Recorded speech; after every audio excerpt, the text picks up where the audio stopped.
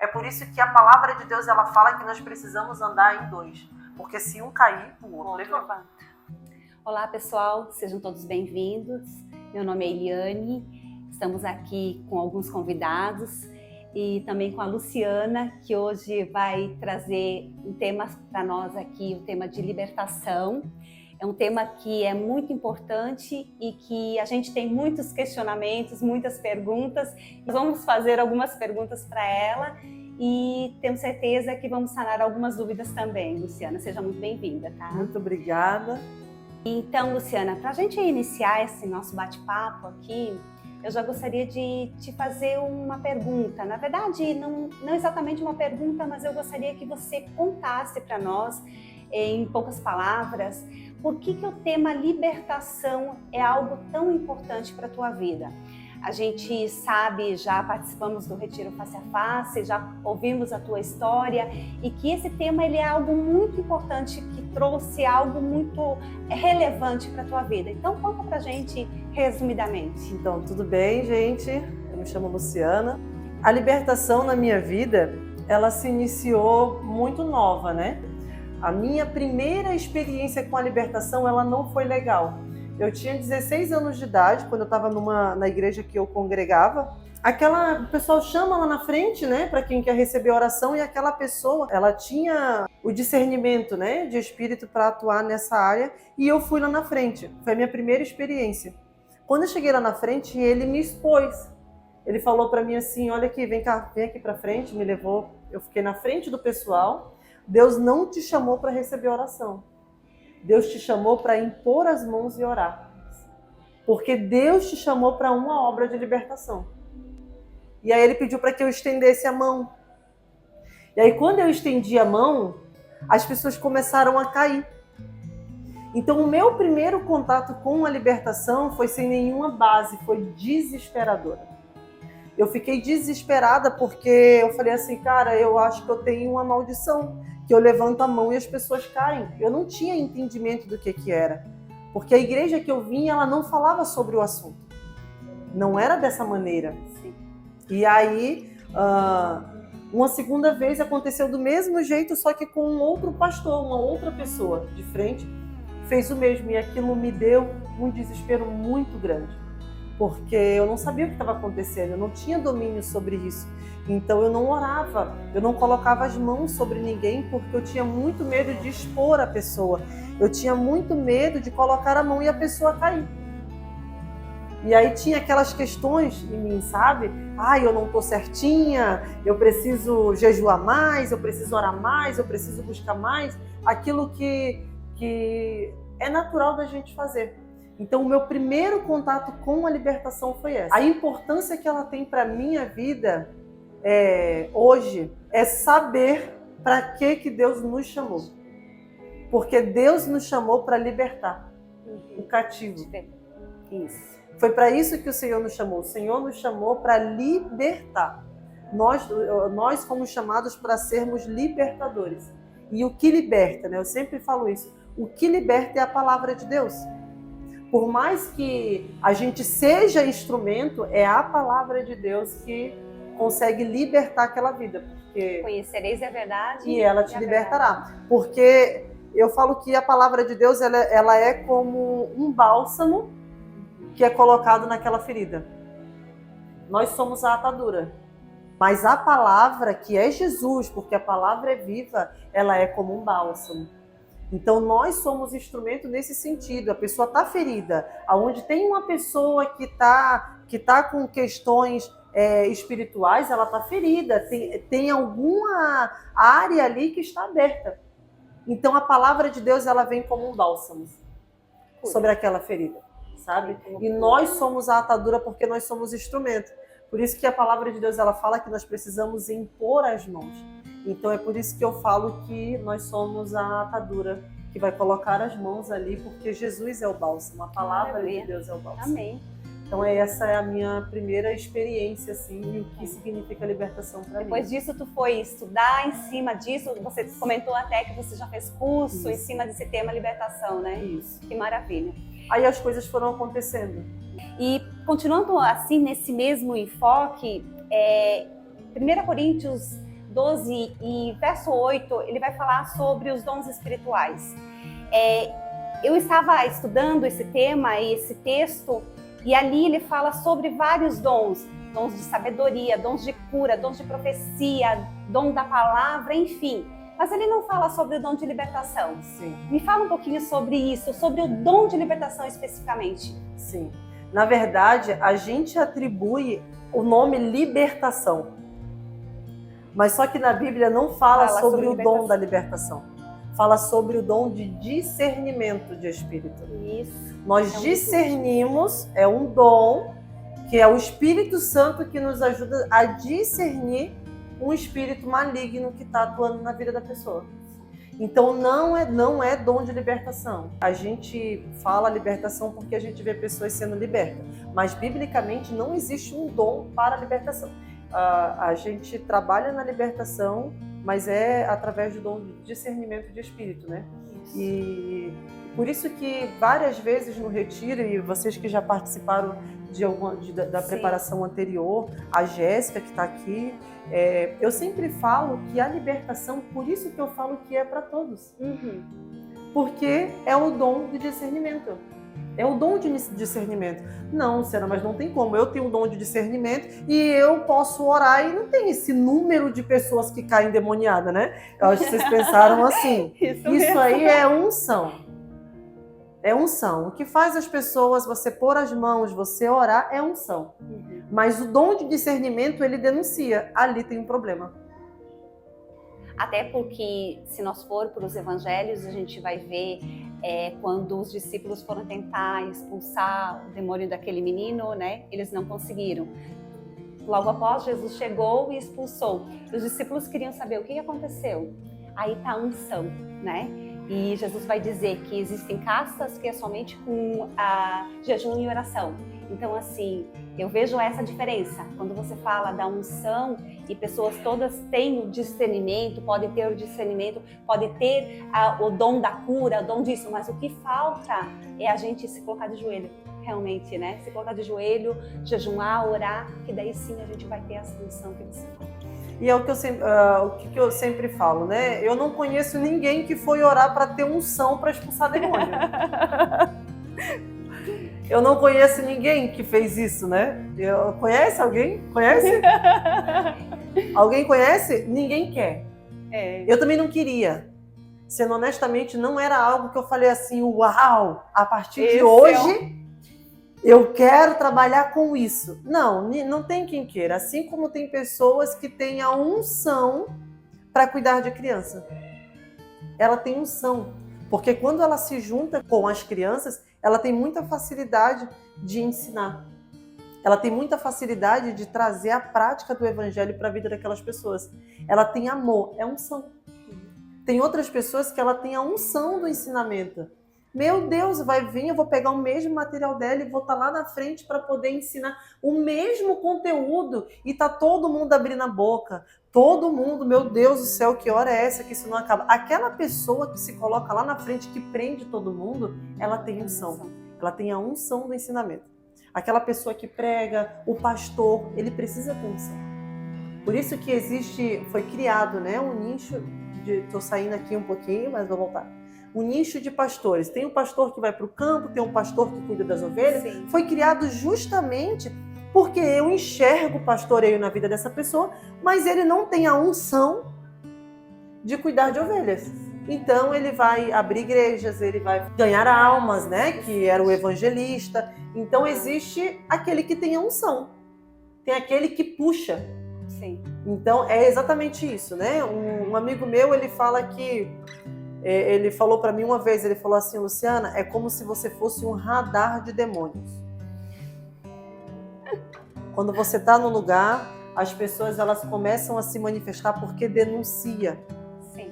E eu tenho um amigo que é muito íntimo nosso, inclusive eu fiz um curso há bastante tempo com ele, foi com ele, né?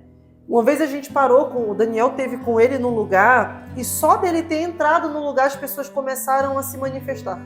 Olha só. E é a unção. Então, assim, quando eu tenho a unção, tinha um amigo meu que ele falava que o que é unção? É que uns são e outros não são. uns são chamados para esse assunto específico. Eu entendo, tu fala unção, eu entendo como um dom, né? Um dom, como um chamado de chamado, Deus. né? Sim. Quando eu falo da unção espiritual, porque tem pessoas que elas realmente se colocam, elas se prostram, elas jejuam, elas oram, elas têm, às vezes, como tu mesmo disse ali, uns são chamados, outros não são. Então, às vezes, tem pessoas que elas podem até orar, jejuar, mas elas não têm esse dom de... A unção para essa área. Exatamente, para esse tipo de situação. Sim. Né? Mas, de qualquer forma, eu ainda continuo de que precisa muita oração e jejum também, né? Se colocar na presença de Deus para... A gente precisa, como libertador, eu vou colocar assim, porque deixando claro que todos nós somos libertadores. Todo Sim. aquele que enfatiza a palavra de Deus é libertador. Eu costumo dizer que todas essas pessoas que têm esse chamado, eles têm uma visão aberta. Uhum. Então, assim, é denunciado coisas que eu não posso me envolver. Então, assim, porque são brechas, então fica muito claro a vulnerabilidade em mim quando eu me coloco em situações que eu não deveria. Então, a gente que trabalha nessa área, justamente pelo discernimento de espírito, e eu sempre falo para todo mundo, ora por discernimento, ora para Deus te dar discernimento, porque quando eu tenho discernimento, eu sei aonde está o problema, eu sei aonde está a brecha. Então, estou lá, sentei numa roda, né? Eu falo muito sobre a murmuração. Uhum. Sentei numa roda de murmuração, automaticamente, se eu tenho discernimento de espírito, eu já estou vendo o diabo se colocando para armar contra mim. E aí, quando eu me coloco para orar pela vida de alguma pessoa nessa área, adivinha quem está na primeira fileira para poder dizer? Você, que fica na roda de murmuração, de conversação, de falácia imprópria. Então, por isso que é importante o discernimento. E daí, eu sempre falo que eu oro menos do que eu deveria e jejuo muito menos do que eu gostaria. Eu sempre falo isso. Deveria jejuar muito mais, deveria orar muito mais por aquilo que Deus me confiou. Mas não, eu não faço como as pessoas pensam. Não jejuo, eu não fico 24 horas em jejum. Não, deveria, mas não fico. Mas eu sinto na minha carne, eu vou falar na minha carne, porque todas as vezes que eu imponho a mão sobre alguém para orar, a dor que eu sinto é na minha carne, não é no meu espírito, é na minha carne. Eu sinto muito claramente que tem alguma coisa errada. Se eu dou brecha. Por isso que eu falo tanto das brechas, né? Sobre orar de forma correta, assim, porque é preciso. Porque eu não vou chegar simplesmente a orar do nada, por libertação. Por favor. É uma preparação, acho, né? O que Jesus ele falou sobre o monte? Foi Jesus que falou, se vocês tivessem a fé do tamanho de um grão de mostarda, vocês ordenariam para esse monte que se movesse para o outro lado. Então, o que é autoridade? Eu não tenho que falar, Deus, em nome de Jesus, me cura. O problema está no monte, certo? Ali o problema não estava na sua enfermidade? Então, você tem que ordenar para quem que saia? Para enfermidade. Para a enfermidade, não é para Jesus. E aí o problema é que a Bíblia fala, a palavra de Deus, ela fala que ele nos entregou a autoridade. Ou seja, eu tenho. Só que eu não acredito. Ele já me deu, já me foi dada a autoridade. E o que eu costumo fazer?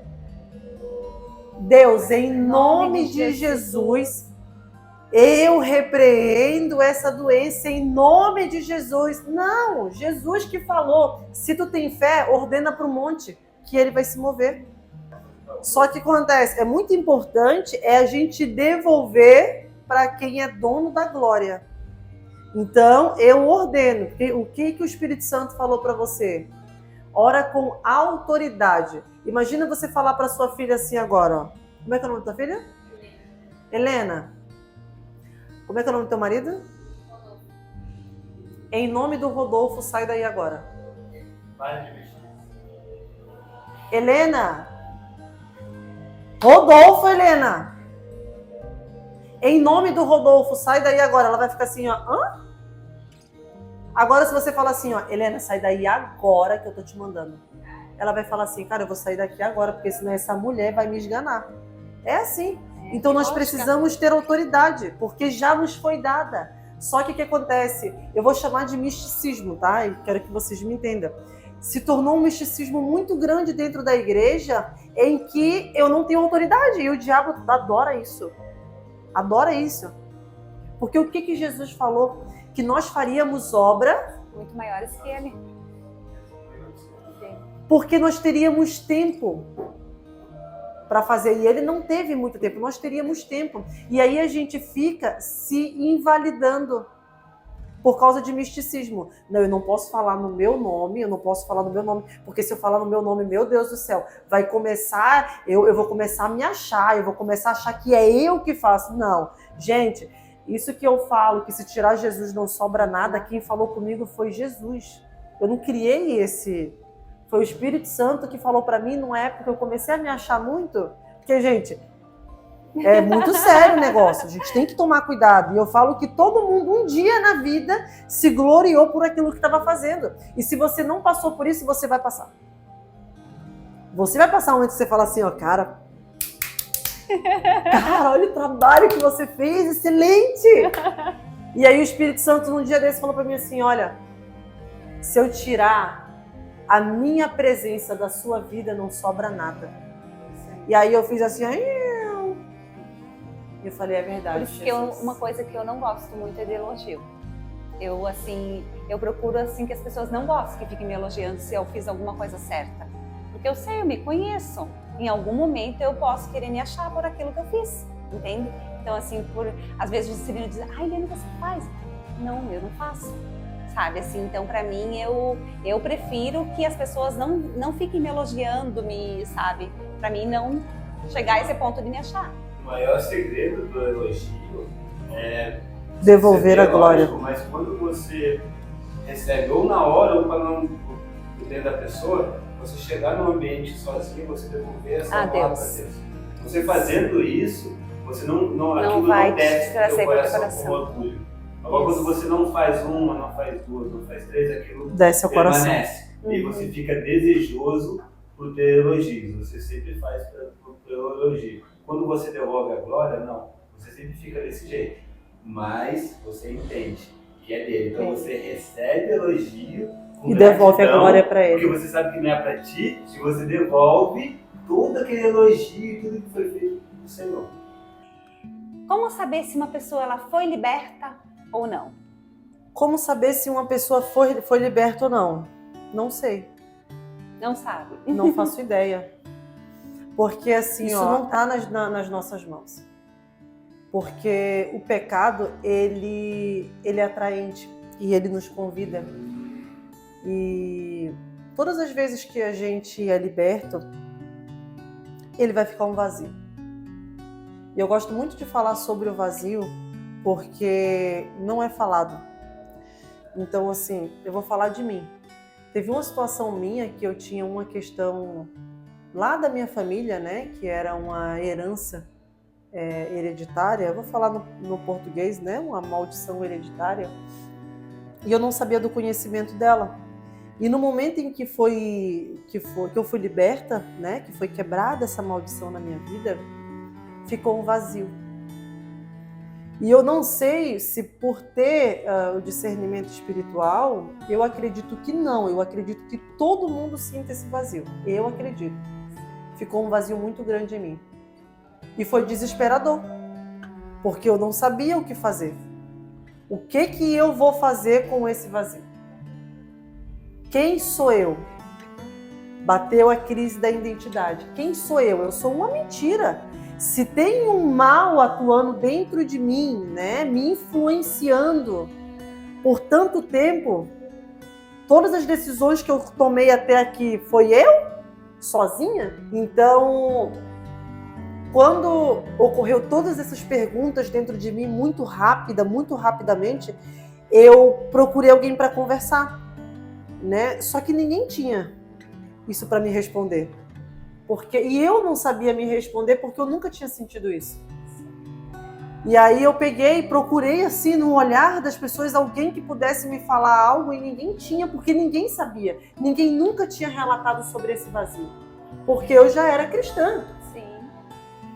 E aí quando eu fui pro meu quarto, aquele demônio se convidou a voltar. Você tá Aquele mal, porque vazia existia agora, o vazio. Né? E aí eu vi ele. E ele falou assim, ó, esse vazio que tá dentro de você, eu posso voltar. É só você me chamar. E aí eu lembro daquela música do Thales Roberto que diz, né? Que todo dia o pecado vem e me chama. Todo dia as propostas vêm e me chamam. E eu escolho Deus. Então naquele momento eu estendi a minha mão e eu falei assim, ó, esse vazio aqui vai ser preenchido por Jesus. Nem que eu tenha que aprender tudo de novo, mas eu repreendo agora você em nome de Jesus. Só que, vamos se dizer que eu não estivesse no retiro face a face. Vamos se dizer que eu estivesse num culto. E eu cheguei em casa e eu voltei para minha vida atribulada, para o meu casamento frustrado, né? Se eu estou falando no geral do que ocorre para minha vida. E eu cheguei em casa e estava lá, a minha vida toda atribulada. E aí naquele momento eu ia soltar um palavrão, porque afinal de contas eu não tenho vivência cristã. E aí ia ficar furiosa. De repente aquele demônio voltou. Porque a proposta veio, o pecado veio. E eu não soube, eu não tive discernimento para poder repreender. Então por isso que é muito relativo sobre saber se uma pessoa ela foi liberta ou não foi liberta. Porque a proposta vai vir. O maior exemplo disso é Jesus. Eu estava conversando ontem com o Dani. Jesus ele estava jejuando, ele passou 40 dias. O diabo ele veio quando ele estava em 40 dias de jejum. Ele não veio no meio e nem no início, foi no final. Foi no final. Então Jesus, gente, vamos lá, foi Jesus, ele estava 40 dias em jejum. No último dia, quem que aparece lá? O diabo. E aí Jesus escolheu Deus. Mas só que no momento em que o diabo saiu, ele sentiu fome, o que tinha 40 dias que ele não estava sentindo. Então a tentação vai vir, a proposta vai vir. Nós não podemos dizer quem vai escolher e quem não vai escolher. É por isso que a palavra de Deus ela fala que nós precisamos andar em dois. Porque se um cair, o outro levanta. Então não dá para ser Cristo em casa, não dá para mim não compartilhar. Eliane, olha Eliane, eu estou muito ruim, eu preciso também, não vamos ser aquele irmão murmurão, que tudo que é oração, porque tudo tá ruim, aí tu pergunta, mas tu já orou? Não orei ainda, mas eu te liguei, então ora, irmão, em nome de Jesus, vamos orar, vamos mudar esse monte. Então não dá para saber se a pessoa foi ou não foi liberta. Eu tenho uma pergunta. Como que a pessoa sabe que tem uma maldição hereditária? Falou sobre isso, né? Como que a pessoa sabe? Eu vou tentar ser bem prática, porque como vai ser assistido, é muito simples. Quando você vê uma pessoa coçando muito o nariz, qual é a primeira coisa que vem na cabeça de vocês? Alergia. Renite, né? Tá com alergia? Quando você vê uma pessoa espirrando muito e meio avermelhada, Tá com resfriado. tem os indícios. A maldição hereditária, ela tem indícios. Ela sempre vai ter indícios. Ela sempre vai... eu vou dar um exemplo. A minha família, a minha mãe, ela tinha uma questão muito forte na área da prostituição. Aí o meu avô, a minha avó se divorciou. A minha avó se separou do marido dela e se manteve lá. Aí a minha mãe tinha uma tendência muito grande à prostituição. Ela teve muitos homens e tal. Qual que é a preliminar? Qual que é o indício disso? Se a gente for procurar saber, a gente for estudar, existe um divórcio. O divórcio é uma porta para uma família destruída. Então, a família destruída, não necessariamente eu tenho que casar e me separar do Daniel. Pode abrir um nicho de eu ficar com homens casados. Pode ficar com um nicho de que eu me relaciono com uma pessoa, mas eu não luto por um relacionamento. Aí, além de tudo, a minha mãe foi abusada sexualmente, ela foi estrupada. que acontece? Ela não consegue ter vivência com o homem. Ela tem uma intolerância absurda. Falou alto com ela, fora da minha casa. Fora da minha casa. Aí chegou os filhos dela lá atrás. Aí é uma filha que foi abusada, outra filha que foi abusada. Persegue. Existe um indício. Opa, como assim? Mas e a tua mãe? Ah, também foi. E a sua avó? Ah, ela sofria abuso pelo vô. Então sempre vai existir um indício. A gente sempre vai ver a questão que... Aquela coisa assim, nossa, que loucura, né? Poxa, o avô fez isso, aí o neto fez isso, e aí todo mundo, né? Que loucura, que família é essa que todo mundo faz a mesma coisa? Ali nós temos um indício de maldição hereditária. Todo mundo se separa, todo mundo... Na minha família, todo mundo sai de casa cedo. Todas as mulheres saem de casa cedo. É um problema. Tem um problema ali, precisa ser quebrado. Opa, mas... É porque a gente fala em reunião de família, nossa, que estranho, né? Caraca, todo mundo fez a mesma coisa, né? Como assim? Existe um problema ali. E aí tem muita questão, que eu até estava falando com a Eliane, existe muito uma questão de, mas calma aí, eu aprendi que não existe isso, né? Não existe isso. Uma vez que eu aceitei Jesus, não existe maldição hereditária. Quebra maldição, né? Todos os meus pecados foram perdoados, né? Quem nunca passou por isso? Eu, por várias vezes, eu falei, não existe isso. Até que eu comecei a estudar sobre. Aí eu descobri, opa, tem um problema ali. Mas isso está na Bíblia? Está na Bíblia ou está amarrado? Tá ou não tá?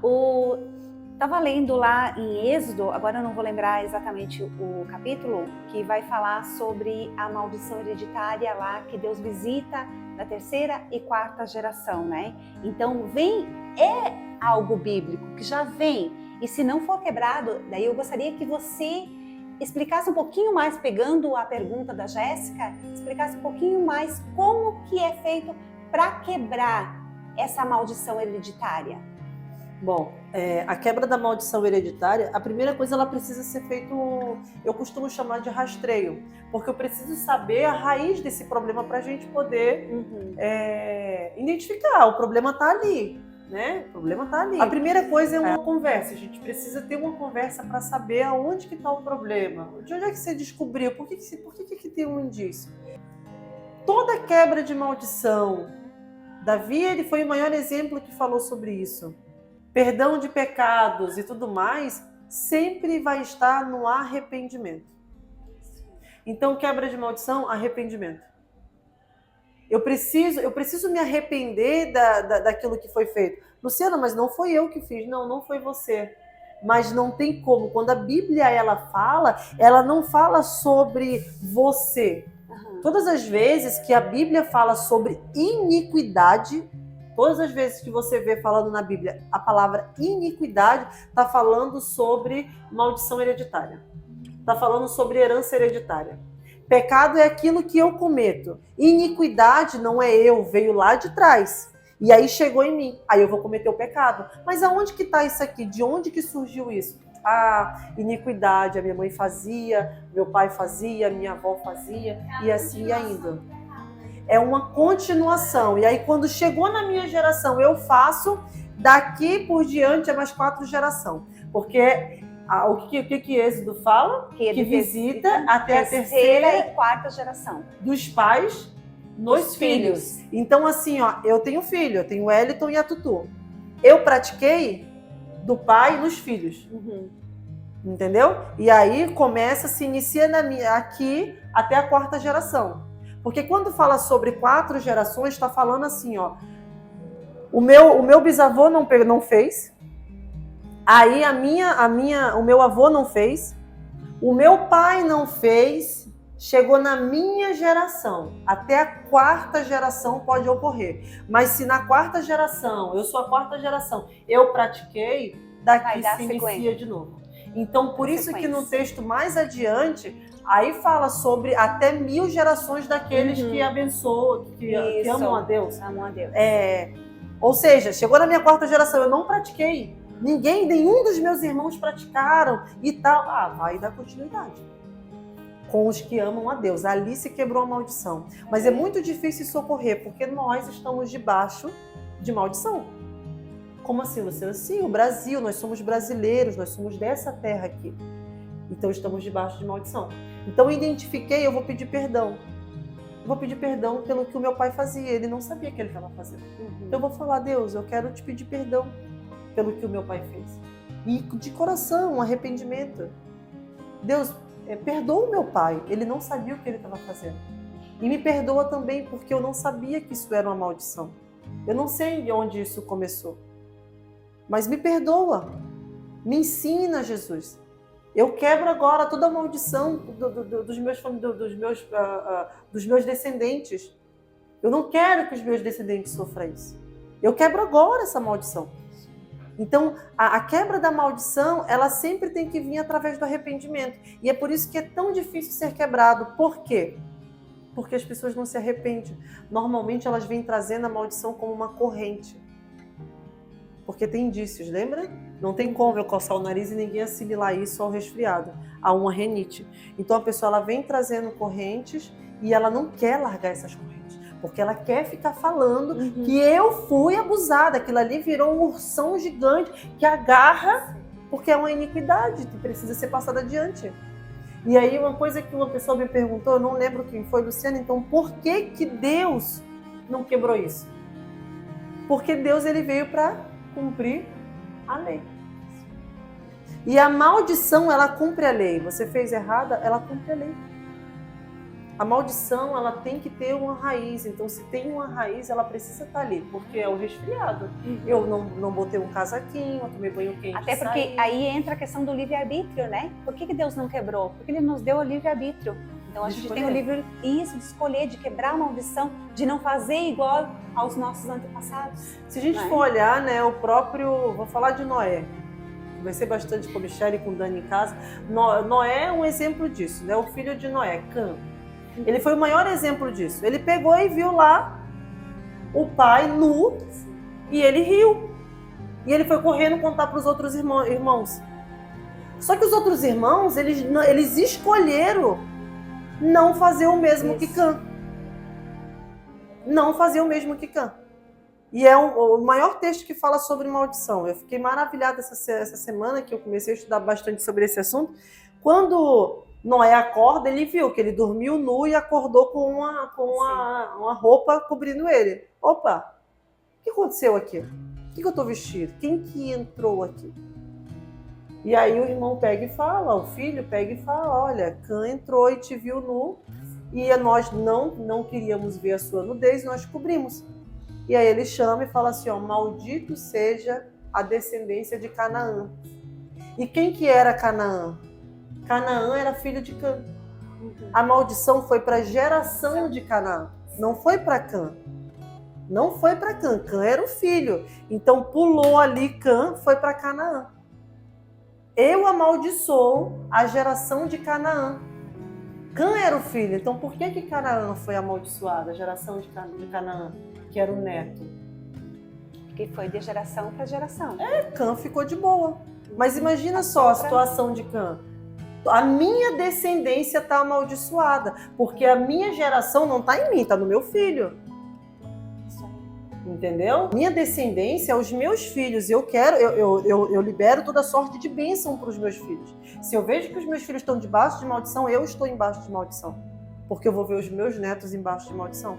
Então a maldição de Cã ali foi ver a geração dele. E aí, o que Noé fala? Que os filhos de Cã serão escravos, serão como escravos de seus irmãos. Então, o que acontece? Ele viveu debaixo de maldição. Então, o maior exemplo é isso. Aí, quando eu vou deixar aqui bem claro, porque tem muita gente que estuda muito a Bíblia aí, que vai assistir essa conversa aqui com a Eliane. No Novo Testamento, ainda falando sobre a herança dos pais nos filhos, lá em Mateus 23, versículo 30, diz assim, ó. E dizem, Jesus advertindo os fariseus e os escribas, porque eles eram... Né? A gente já conhece quem eles eram. E aí no versículo 30 diz assim, ó, e dizem, Se tivéssemos vivido no tempo dos nossos antepassados, não teríamos tomado parte com ele no derramamento do sangue dos profetas. Assim, testemunho contra vocês mesmos, que são descendentes. Ou seja, ali Jesus denunciou o passado. Assim, testemunham contra vocês mesmos, que são descendentes dos que assassinaram os profetas. Completem, pois, o que os seus antepassados começaram. Ou seja, continuem, porque vocês vão continuar. A geração de vocês vão continuar o que vocês começaram. O derramamento de sangue vocês vão fazer, porque o antepassado de vocês fizeram. Então vocês vão fazer, vocês são dessa linhagem. Completem, pois, o que os seus antepassados começaram. Serpente, raças de víboras, como vocês escaparam da condenação ao inferno. Por isso, estou enviando-lhe profetas, sábios e mestres da lei. E a uns vocês matarão e crucificarão. E não foi o que aconteceu? O que eles fizeram? Eles fizeram tudo isso. Quem que eles mataram? Jesus. Os próprios que falaram que eles não teriam parte no derramamento de sangue do passado. E eles fizeram de novo. Então, o que acontece? Sim, me persegue. O que o meu passado, os meus antepassados fizeram, me persegue. Então, você vê que é bíblico. Ah, Luciana, então por que nas igrejas não falam sobre isso? Porque você vê que, eu imagino que aqui nessa sala, alguns de vocês estão pensando, cara, qual será o problema da minha família? Será que tem alguma coisa? Será que tem alguma coisa que passou batido porque eu nunca olhei? Então isso dá trabalho.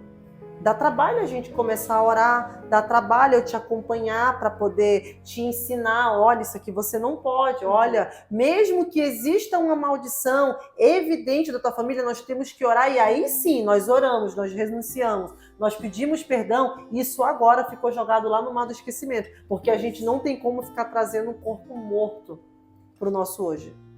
Já foi feito e ficou lá no passado. A minha família, ela não está debaixo mais de maldição. Então, precisa ser quebrado.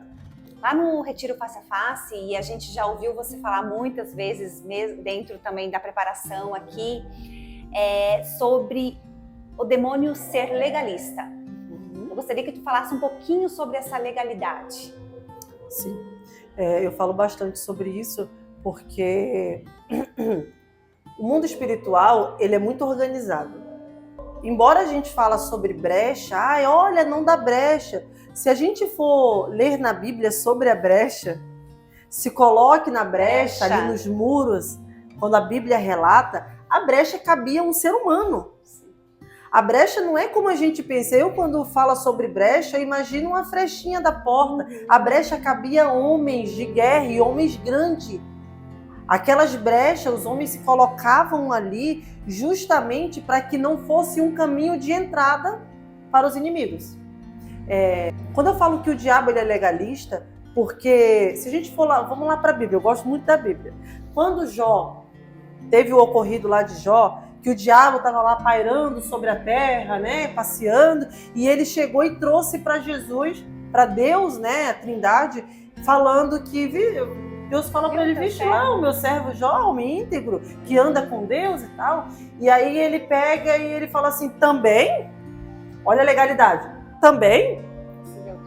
Tu deixas tudo para ele. Toca, deixa eu tocar que tu vai ver.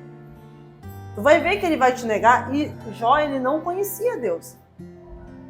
Então assim, em alguns textos na Bíblia, ele falando com Abraão, quando Abraão ele botou Sara lá para poder ser irmã dele lá diante de Faraó. Depois, o que Deus fala para ele? Você fez com que os meus inimigos murmurassem. Quem é o inimigo de Deus? Diabo. É o diabo. Então, até o dia de hoje, o diabo ele vai relatar coisas ao nosso respeito para Deus. Ele é o inimigo de Deus. A Bíblia fala que a luta não é contra a carne, não é contra a Eliane, é contra a potestade, é contra o inimigo de Deus. E nós não somos o inimigo de Deus. E aí o que acontece? Eu dou uma legalidade. A legalidade que eu falo ali, agora vai ficar muito bem explicado, é para que o diabo ele não venha nos apontar. nos acusar. E aí o que acontece? Eu falo muito sobre a legalidade, na preparação do retiro, você que está se preparando para o retiro, eu estou vendo muitas pessoas relatando, eu tô com dor de cabeça, eu tô com isso, eu tô com isso, eu tô com isso. Gente, nós precisamos ser maduros. Eu estou aqui fazendo o podcast com a Eliane e eu tô com dor de cabeça, porque o meu dia foi muito cheio. Eu trabalhei bastante, então O olho parece estar saltando. dentro e fora do retiro, eu tenho dor de cabeça, às vezes eu tenho dor de barriga. Fora do retiro, às vezes eu estou dirigindo e alguns carros me fecham. Então eu não posso levantar um altar para o diabo. Isso.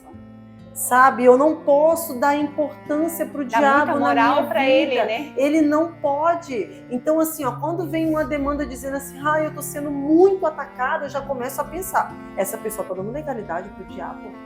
Porque é só a gente ir para a Bíblia. A Bíblia ela é uma verdade ontem, hoje, será para todo sempre. Para todo sempre. Jó estava fazendo tudo certo. E aí o diabo foi lá e falou assim, olha, também tu deste tudo para ele? Entenda, o diabo ele não vai vir nos atacar somente na preparação do retiro.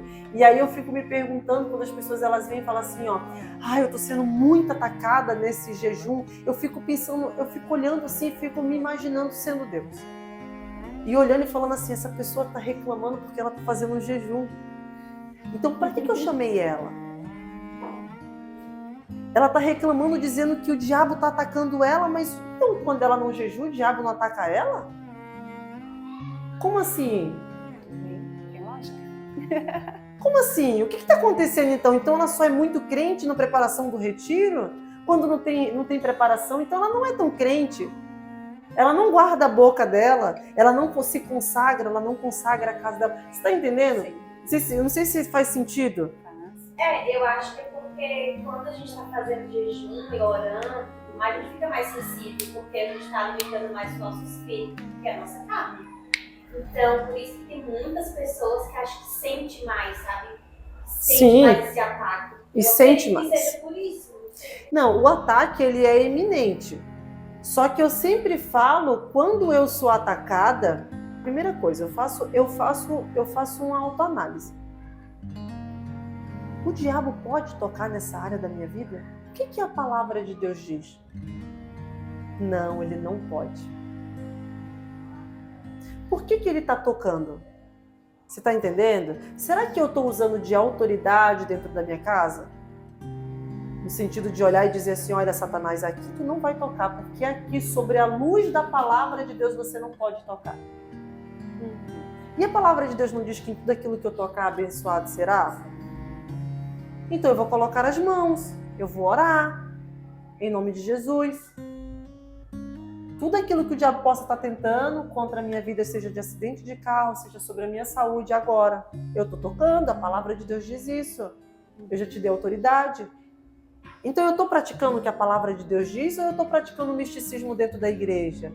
De ficar levantando um altar para o diabo, onde, olha, tudo está acontecendo na minha vida e é o diabo. Tá, ok, o diabo está fazendo, e ele faz mesmo, ele gosta desse tipo de coisa. Mas o que eu estou fazendo para combater o inimigo de Deus? Porque o inimigo de Deus é o meu inimigo. O que eu estou fazendo? Eu só estou falando o que ele está fazendo e o que eu estou fazendo. E o que Cristo está fazendo através de mim.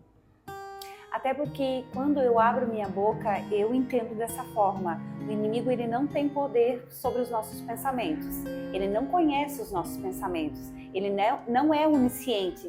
Então, quando eu abro minha boca, eu professo algo, eu falo algo que está acontecendo. Quando eu começo a dizer que o inimigo está me atacando, eu entendo a legalidade nesse sentido que eu estou dando legalidade para ele. Quando eu já abro minha boca e falar, as coisas estão acontecendo, mas eu estou ali em espírito.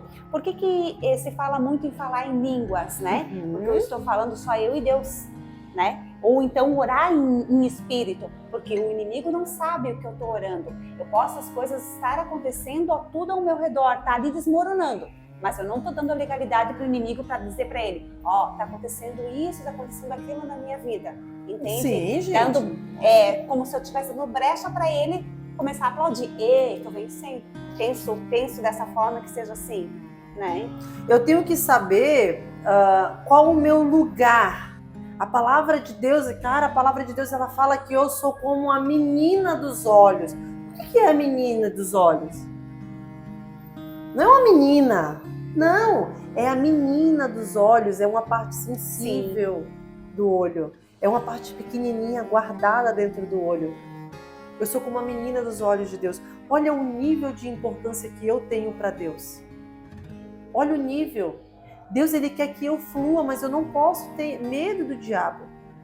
Eu não posso, eu preciso. O que Paulo fala? Trazei à memória aquilo que me dá esperança. O que me dá esperança? A palavra de Deus. A palavra de Deus, porque é viva. Ela é viva e eficaz. Então eu preciso ter esse entendimento, eu preciso saber que a palavra de Deus, ela é o que traz vida. Ela traz vida para mim, ela traz ânimo no dia da minha angústia. Porque você estava falando sobre essa questão de maldição hereditária, de nós quebrarmos essa maldição. Só que eu queria saber como que a gente pode orientar as pessoas, porque assim, no meu caso, como eu estava conversando com você, 24 anos de evangélica. E só de alguns anos pra cá que eu fiquei atenta que tinha algo que estava se repetindo na minha família. Então, mesmo sendo crente, ouvindo a palavra, ouvindo tudo, tem horas que a gente não percebe que aquilo era uma maldição hereditária, a gente trata como um fato isolado. Assim, e aí como que assim, a gente pode estar orientando, né? A própria igreja, porque foi o que você falou, há indícios, mas a gente acaba tratando como um fato isolado, a gente só deixa passar e não faz essa oração específica de quebra da maldição. Eu sempre falo, eu estou abrindo aqui, né, com a autorização do pastor Alexandre, a igreja ela precisa ter esse entendimento para não ficar com um jugo desigual. Ela é muito necessária. Primeira coisa é essa, porque a demanda de quebra de maldição, se o pastor Alexandre ele abrir no sentido de dizer assim, olha, a gente trabalha com esse formato e as pessoas elas estão procurando, porque nós estamos na última geração. Jesus está vindo, então a gente já pegou um monte de coisa podre dos nossos antepassados e estamos na pior geração e não sabemos como fazer. Então, assim, a primeira coisa, as pessoas estão procurando isso, é saber a maturidade daquela pessoa em Deus. É a primeira coisa, eu saber como eu estou nesse sentido. Eu lembro que para mim tá falando desse assunto aqui, o Pablo veio de São Paulo para cá para me ministrar minha família, porque o diabo é legalista. Então eu não posso falar de um assunto que eu não tô bem, não tô legal. É saber como eu tô. E lembrar que a maldição ela vai ser quebrada do meu antecedente, não do meu antepassado. É dos meus filhos em diante. Para ser quebrado lá, é minha mãe que tem que quebrar. É minha avó que tem que quebrar. Se minha avó quer quebrar nos filhos dela, é ela que tem que quebrar. Então, é daqui por diante. Entendeu? Então, a oração que eu fiz é da minha descendência, não dos meus antepassados. Luciana, você fez essa oração. Alcançou os teus irmãos? Não, porque os meus irmãos não são minha descendência. Os meus sobrinhos não são minha descendência. Os meus filhos, os meus netos, os meus bisnetos, os meus tataranetos, que são a minha descendência. Lembra lá? São só parentes, Fê. Meus irmãos viraram parente. Agora a minha família é daqui por diante. Eu falo que primeiro eu preciso orar por discernimento. Para mim não ser invasiva. Eu não posso ser invasiva na história de ninguém, né? E é aquilo, às vezes a pessoa ela luta contra aquele pecado, da prostituição, eu vou ficar lutando, mas e aí, se eu falo assim, cara, essa menina tem essa questão, esse homem tem essa questão, né, e aí eu vou trazer para ele, eu vou abrir talvez, se ela não tem maturidade espiritual, eu vou abrir como se fosse um portal do inferno para ela, agora ela sabe e ela pode praticar com a maior tranquilidade, porque a iniquidade virá do pai dela. Você está entendendo? Então, por isso que a gente precisa ser maduro para poder falar sobre. A gente precisa ser maduro.